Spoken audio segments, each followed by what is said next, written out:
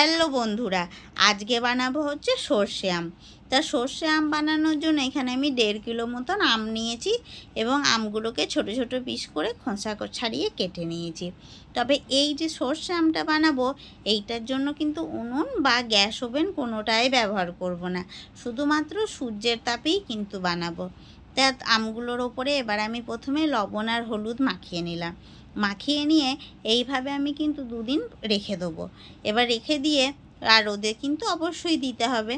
তা রেখে দেওয়ার পরে দেখুন 2 দিন বাদ দেখুন আমার কি সুন্দর আমের কিন্তু যে বাড়তি জলটা বেরিয়েছিল সেটা কিন্তু শুকিয়ে গেছে। এবার কিছু মশলা অ্যাড করব।